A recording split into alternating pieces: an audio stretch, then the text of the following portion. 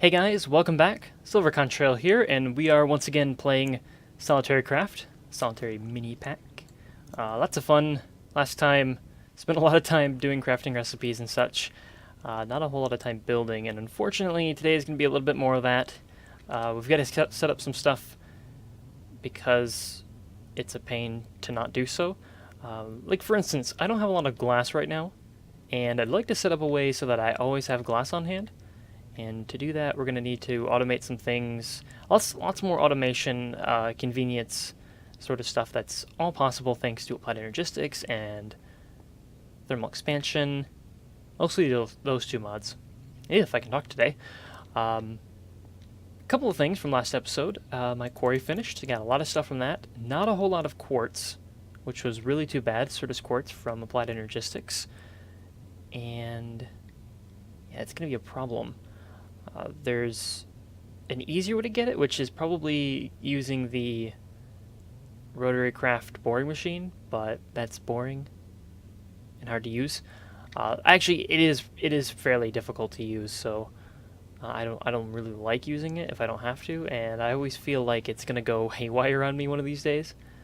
But maybe I'll have to hook that up because the difference between the boring machine and the ender quarry is that the boring machine has silk touch on it by default, I believe, and that is very, very useful because the extractor gives you way more product. So yeah, let's go ahead and jump down. We can actually fly down. Get my glider on. Whee! Oh, lots of fun.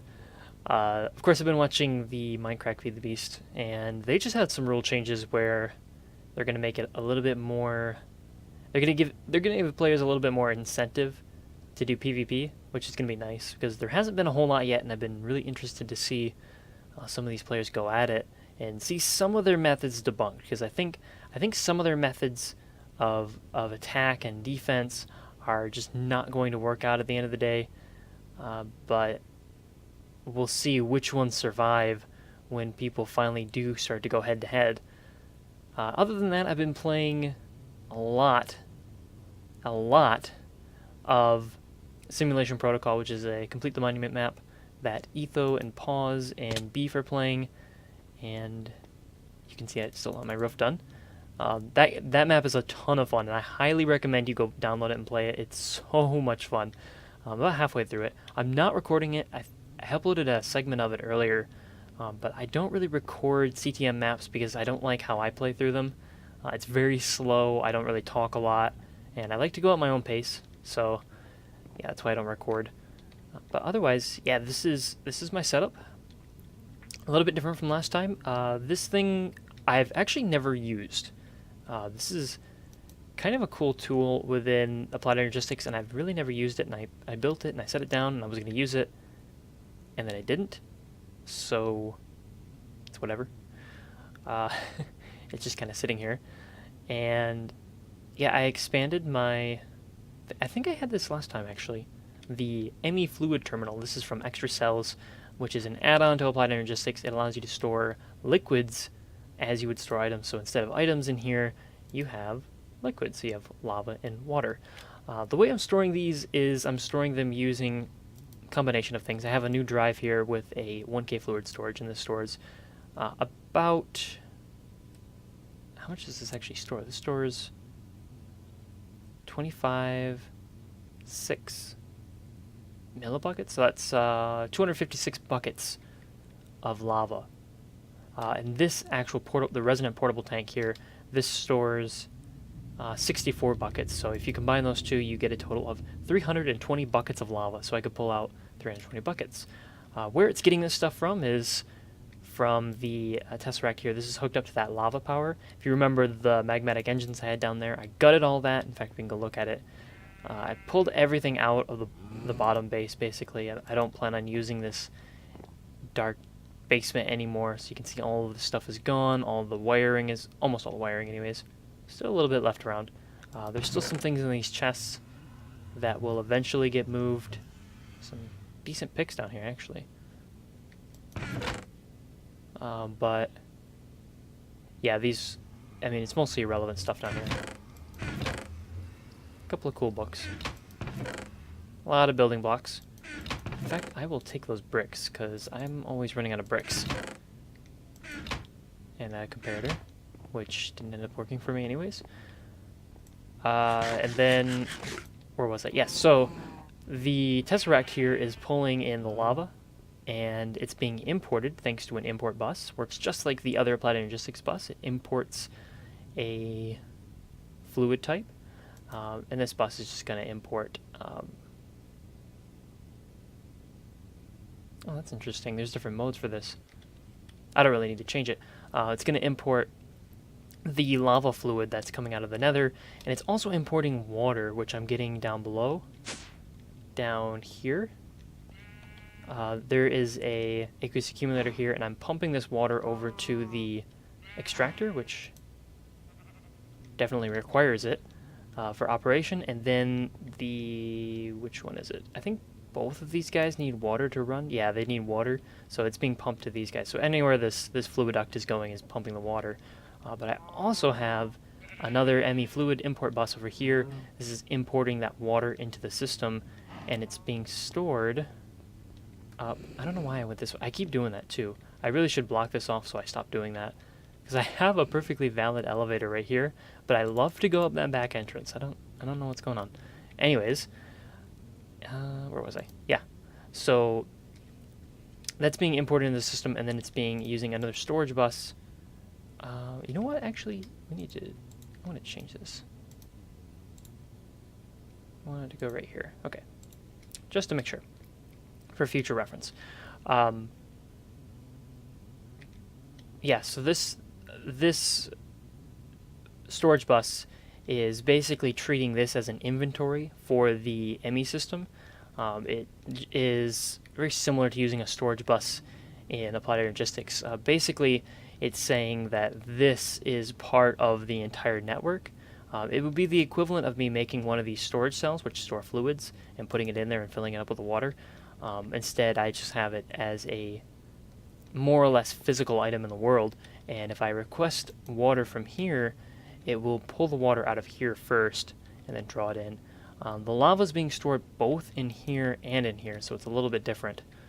But again, this Tesseract is just getting the lava. Okay. I had to reaffirm that with myself, or reconfirm that with myself. So yeah, so this one's configured to store lava, this one's configured to store water, and then I'll have more of them. And I like to have them up here, because if I do need a bucket of something quickly, I can go ahead and just grab it. Maybe for a crafting recipe, or for whatever purposes. You know, if I need a bucket of lava, I can just grab it out of here or whatnot. You can do the same in here. For instance, if I grab some water and well, I can't do it with water because I'm actually full. Will it empty my water? No, it won't. What do I want to do with this? I have a bucket of water that I can't get rid of. This is an odd situation to be in. Do I have water? Yeah, I do. There's some water over here. Okay, put that right there. Figured it out. If I run back and I put my bucket in here, it will fill it with whatever it's selected. So if I want lava, I'll have it selected like that. And if I want water, I just tap it over to water, and it would presumably fill it with water if it was an empty bucket. If I had any space left in my system, putting a full bucket here would import it into the system, but I don't. Pretty much anytime I'm pulling lava out, it's getting imported from the nether, or water, the same thing, getting imported from that aqueous accumulator downstairs. Really no space for things to get traded around here. There's no empty space in the system. Anytime I pull something out, it's going to get replaced almost immediately. That's no problem. That's fine. I want to put these bricks in here. Okay. So with that set up, let's go... Oh, we can talk about this. I changed some stuff, and you might see that actually in my log.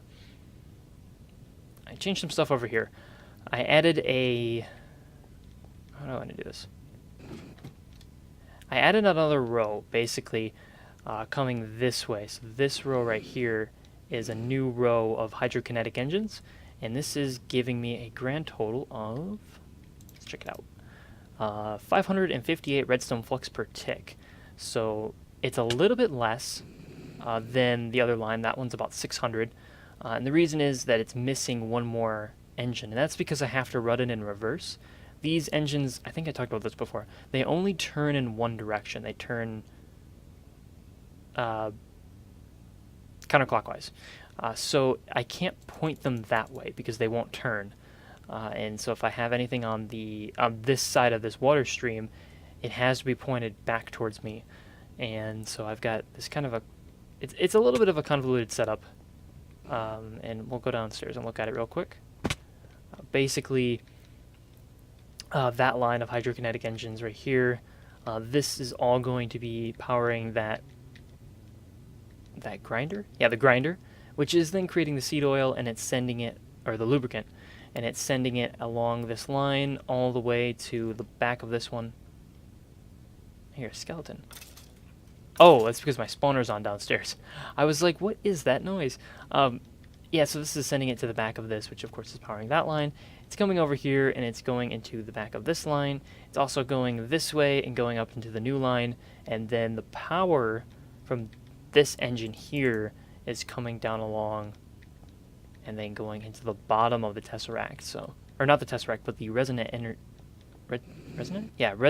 cell, which is just enough to power the extractor and the rest of my stuff at full speed and still be gaining energy. So I'm not at a loss to run this. I can effectively run this at no loss. There's zero loss in my system right now. I'm not using up any renewable or non-renewable resources, so I can effectively, if I don't turn anything else on, I can effectively run this magnostatic engine at full power forever, which is pretty cool. But I can't run the quarry at the same time, or I do run out of power. So it has a lot of catch-up to do because there's a lot that hasn't been processed lately. This is slowing down a little bit, I think. I may have to expand it a little bit. I think it needs maybe another line, but if I do that, then I'm going to run out of space real quick. So maybe I'll do it on this side because it'll be a little bit faster. Because I'm going through a lot of this stuff. A lot of these canola seeds, but we'll see. Hopefully that works out. The other thing I realized, lots of things to catch up on, is that when you're running the fermenters here, and I run these, of course, to get the ethanol to power the jetpack, which is finally fully powered. If you can look on the left side of my screen, you can see it's at like 97. I had it at 100% earlier. Very happy about that. 1 second. I need to get rid of that. Good. Okay. And this setup is still completely bonkers. So don't mind this setup. It's just completely silly. This is not what it should be doing. There's stuffed items everywhere, and it's a mess. But one of the things I came across was... What's going on here? Oh, yeah. One of the things I more or less came across was that you can use... You don't have to use saplings. Like, I was using saplings before to run the bottom process.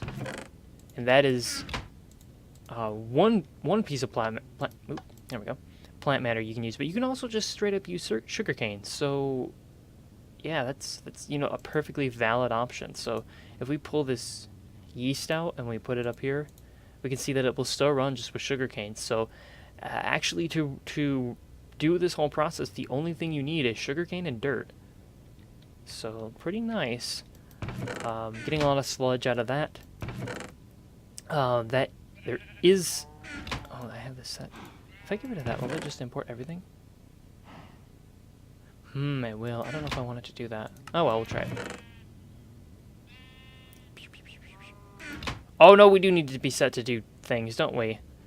Don't we? Of course we do. Okay. I have my system right now working on going through some backlog of ingots, because I got a lot of ores out of the quarry, so I'm working on getting the ingots and all that fun stuff. And it's testing my automation. Oh, did I just put 2 tin? Silver, tin. They look almost exactly alike. Get very, very, very easy to confuse. Wow.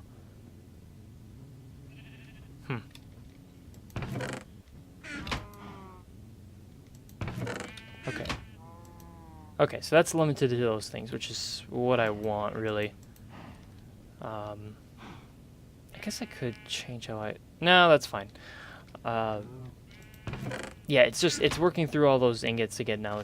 It's working through the iron right now, and pretty soon it'll get to the tin, and it's got a lot of other things to do. I was just importing, these ores out of this chest, which was coming from the quarry, and they're being processed, and eventually they will be sent to the furnaces to be smelted and imported back as ingots. Pretty cool. So we'll get rid of those. And yeah, I think that brings us to the thing that I actually wanted to get to today. I thought I saw fire there. That was weird. And that is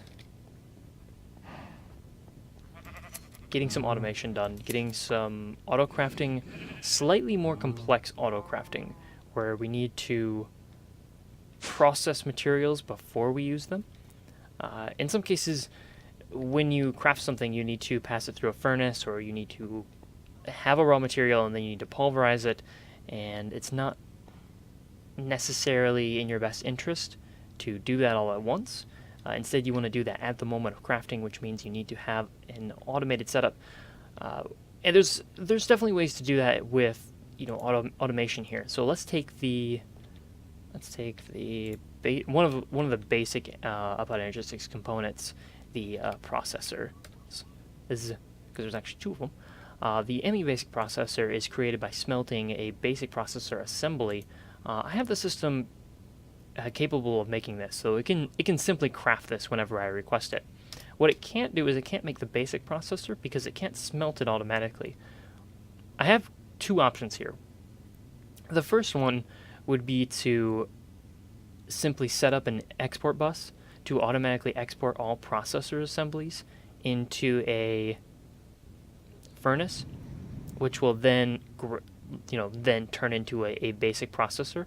The other option is to use again a furnace, but this time an ME interface to basically tell it when I request to craft this, take one of these and pass it through a furnace, and it will know how to do that. Because the thing with this is, if I create a crafting recipe for this, it won't necessarily know how to make this. It might know how to make this, but it doesn't know that there's this connection there. And what really links the connection is the ME interface sitting over the furnace. I think there's a way maybe to get around that, where if you simply... That might be a good experiment. Why don't we try that? If we go up here, we have a blank recipe here. Let's do an assembly. Yes, there we go. Actually, we're probably going to want another one. You missing something? Oh, you're missing silicon. That's another thing that I need in bulk right now, is silicon. So that's going to be quartz. Nether quartz dust. Passed through a furnace, which I think in my old world I had automatically produced, but I can't remember. I may have actually done it differently.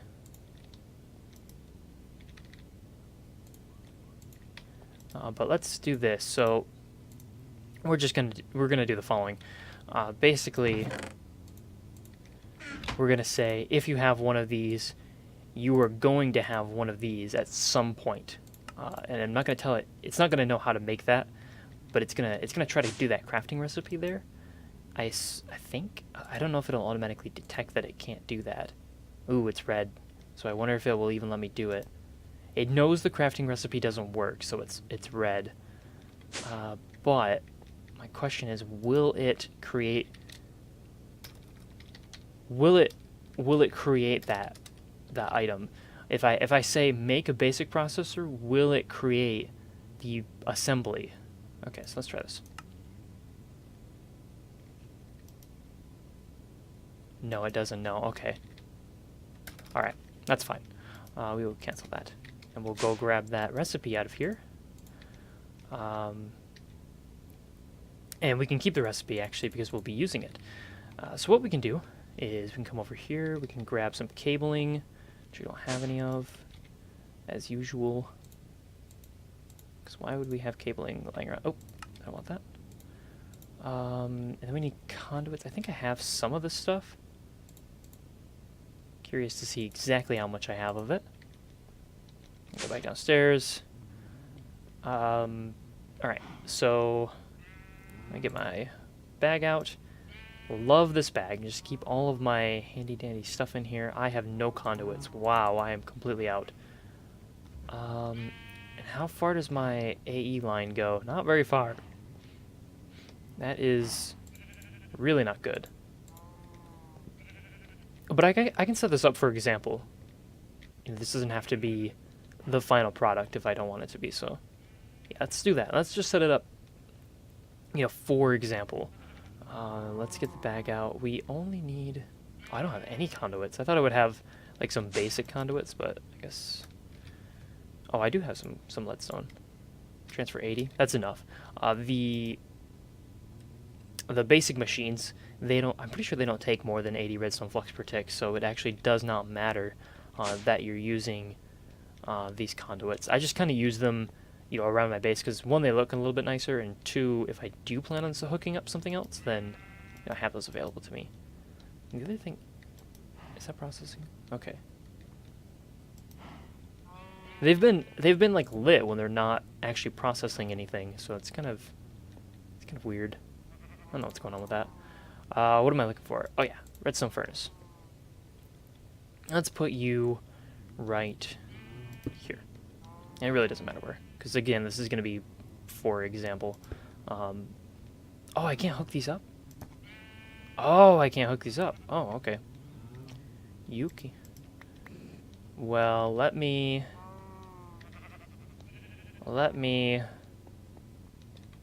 Do I have... Oh, you know what? Yeah, I do have conduits in here. I knew I was making a bunch, and then... Like, I must have forgot about them. So, yeah, I was just, of course, creating some destabilized redstone, and then it fills the conduits, and we have more conduits. What do you know? How much fun. You know, if we do have this many conduits, then I probably don't want to put this here, because it's gonna be annoying to mess with. Okay. This actually isn't too bad. Although, it could mess up my...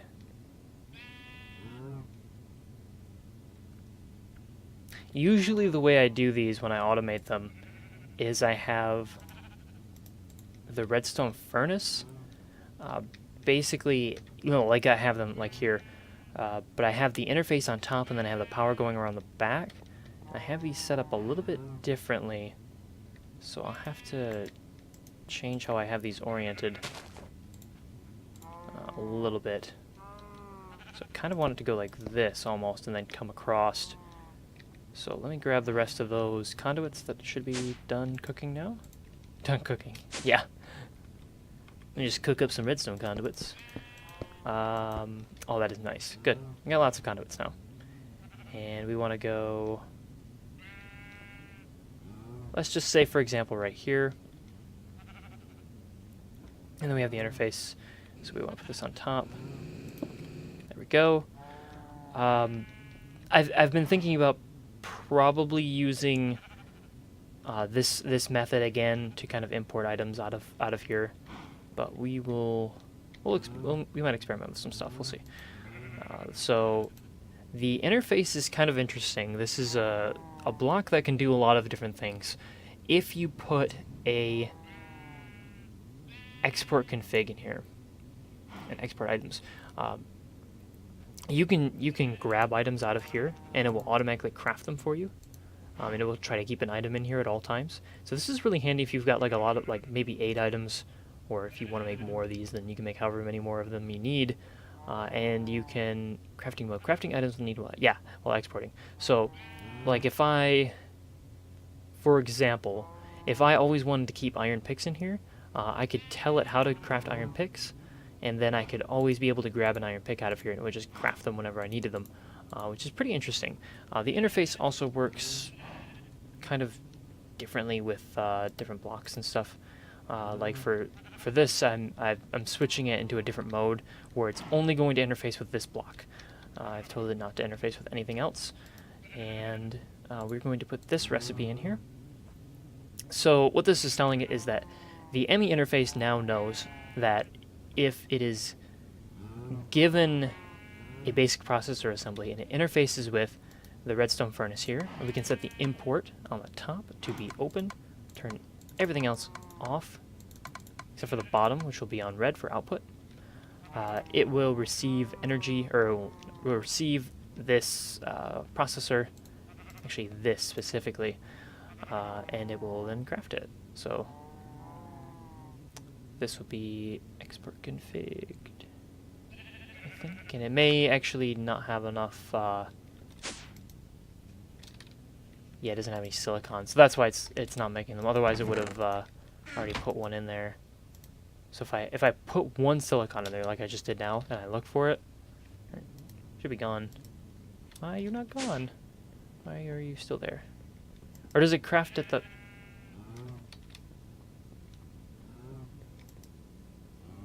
Crafting mode. Crafting mode. Only use stock items while exporting. Block mode. Ignore the contents of the target's inventory. Do not push items. Ignore the content. These guys are confusing, so I've always got to play with them for a little bit before I figure out exactly what they do, or exactly how I want to use them. Maybe a better way to put it. So if we now request a, let's dump this guy in here. Let's see if he ends up over here. Oh, it's not connected. Derp. Oh my god. Wow. Oh my gosh. You don't have to comment about that. I know. I figured it out. There's probably some people raging at their computer. Silver, you have to hook it up. I'm sorry. Wow, that was dumb of me. Okay. Anyways. Alright. Well, disconnect that just for looks. And yeah, we need to, of course, connect it, because that's what we do around here. We're going to need more cable. More cabling. Cable. Oh, there we go. Should have requested 6. Or at least 4. So it would craft them. I wish there was a batch setting mode where you could set it to craft so many batches of an item. Like, craft this item X number of times, instead of craft me just one item. Because that sometimes, changes. Like for the cable, you get 3 items. So when I say craft 2, it's always going to craft 3. And sometimes I wish I could set it so that it crafted like 6 when I said 2. But just something, if I can get up here, just something you gotta like watch out for. Man, those farm animals are loud. Alright, let's just hook this up with this and change it later. That was weird. What? Okay, whatever. Yeah, so it's exported here. So if I pull this out and there aren't any in the system, it should craft one. Yep. And we can just run this through here. So we already know that if we run this basic processor assembly through a furnace, we can get the basic processor, which is, again, a really important crafting recipe for applied energistics. So as we're building our system, we want to make sure we can automate all of the applied energistics stuff. And yeah, so if we now go to the system, and I don't have an import bus, I don't think, but we can queue one up. Import bus. Oh, I do have an import bus. Actually, I want a regular one, if I can get one. Basic import bus. Just put those in there. See if it crafts one real quick. And actually, we can go hook this one up too. Okay. Let's do this. And this is just needed to be a completionist here and get everything done that we want to get done. Even if it's not correct, and we got to go back and change it. But where's that last one? We can kind of set it up this way. This should be fine. Okay, let's go back up top, and all right, here we go. So we want to now make a processor. We have one in here. I'll just go ahead and pull this out. So we have none in here. It says craft. So if we request to craft one, it should get us one at this point, as long as it has silicon. Processor. There it is. It's here. So if we could do this again, we need to check and see if we have silicon left. No, we don't. Of course. Oh, we have 10 in here. Sweet. Okay, so we do this again. Basic processor. Yeah. Yeah, go ahead and craft. It will run. You can see that it's on right now. And it's done. So cool. We got this automated. And there's enough slots in here. I think there are 10 slots down. 1, 2, 3, 4, 5, 6, 7, 8, 9. No, there's 1, 2, 3, 4, 5, 6, 7, 8, 9. There's 9 slots. Oddly enough, there's 9 slots, and then there's 8 of the config slots, so that's kind of weird. I actually don't know if you need to... Oh well. Anyways, this is pretty much the setup you want. Although you definitely don't need a precision import bus down here, you can just put a regular one. Or even an item duct leading to a chest, and all of that's being imported if you've got like a bunch of these set up, like I do here. And you don't even... if you're sure you know what's going to come out of these things and you want it all imported into your system, you don't even have to like tell it to do things like this. And you only need one import bus and it'll do everything you want it to do. This is still going through all the iron. Nice. Okay. I do need lots of iron. I spent a lot of it trying to make stuff, especially that line of hydrokinetic engines, because they are expensive. But yeah, I think we made some good progress today. Showed off a lot of the stuff that I've been doing off camera, which has been quite a bit. And I think next time we'll work on... I don't know, I kind of want to get away from AE stuff for a bit. And we will work on maybe getting to some higher tier stuff in RotaryCraft, because there's a lot of cool stuff that we haven't gotten to yet. Either that or maybe setting up some new farms. Do I have torches? Wow, it is dark right here. Mobs definitely can spawn here. Oh well. But yeah, if you have any questions, of course, with any of these mods, let me know. Try to explain them the best I can. And yeah, that's about it for me. Thank you guys for watching, and until next time then.